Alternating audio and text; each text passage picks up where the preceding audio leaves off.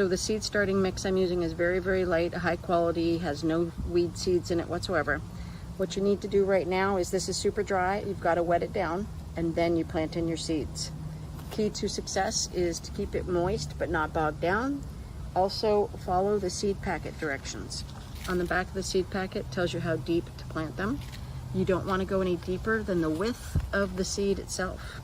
We're planting spinach, and this is a non-GMO, can you see that? There it goes, non-GMO seed provider. Applied water to the seed starting mix. I put it in there nice and gentle, but not packed it in like it was cement.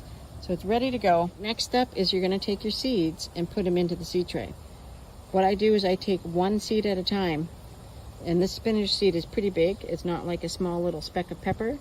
So you're only going to go 1/2 inch. So here I have 2 seeds in my hand. I'm going to put 2 in each. So I'm going to go approximately right here. You can see it, it's sitting right there. And right here. See that one? I'm going to just gently push it in, just a little bit. Gently push it in, like so. And I'm going to cover it, like barely. Just like that. That's it. Super easy. Carry on. I'm going to do 2 each per cell. That's what these are called. Some people like to do just 1. You can direct sow these spinach. This spinach is Bloomsdale long standing. I will be putting it in my shed in a window so that squirrels won't get into it and dig it out.